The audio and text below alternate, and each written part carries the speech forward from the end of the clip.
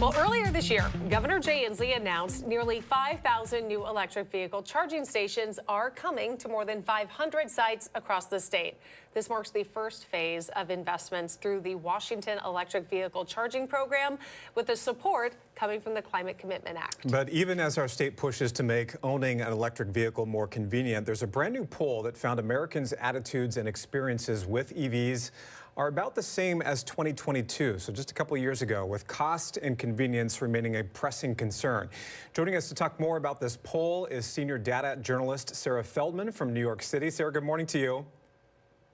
Good morning, Steve. Good morning, Kelly. It's a pleasure to be here. Nice to have you with us. So what are some of the big takeaways from this brand new poll? That's a great question. There's a lot of interesting nuggets in this poll. Namely, I think you touched on a lot of the key points. Very few Americans overall own a plug-in hybrid or electric vehicle, even as we're seeing more electric vehicles on the road than ever before. I'm certainly seeing them a lot on the streets of New York. I'm sure that's the same for you out there in Seattle.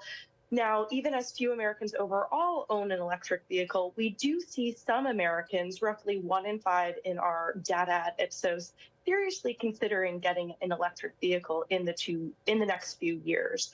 Though the top concerns for getting an electric vehicle remain the same, and that's namely high purchase costs and charging logistics. And those are areas that legislators will really need to key in on if they want to see more widespread mass adoption of these vehicles in the years to come. I think you touched on it there. You said very few people actually have them, but let's dive into that a little bit more about how many people polled actually own an electric vehicle, and how does that number shift based on income?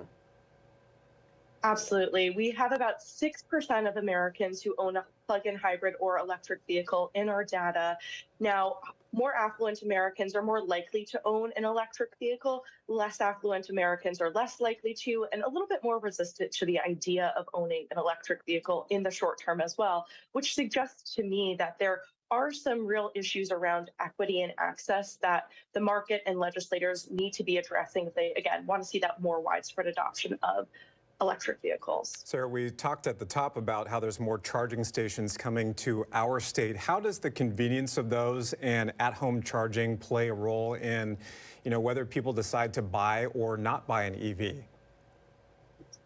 Charging is a huge issue for Americans who don't own an EV already. And we tested a series of incentives to see if perhaps better access to charging stations, free charging stations might nudge some of those Americans who don't already own an EV towards getting one. And we do see some movement there. More access to charging stations does make people a little bit more open to the idea of considering an EV down the road. Now, I think it's important to note here that public opinion is a lagging indicator. Once people start seeing those free public charging stations, I think we can expect some of those numbers to move. We'll have to keep tracking the space to really see if that follows through. Yeah, we've seen so little change, it seems, just since 2022. We'll wonder if that can make much of a difference. But Sarah, thank you so much for joining us for your time today. Absolutely. It's been a pleasure. Thanks for having me.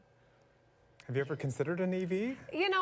I have thought about it because right now we have a bigger car because we've got a lot of mini humans to lug around.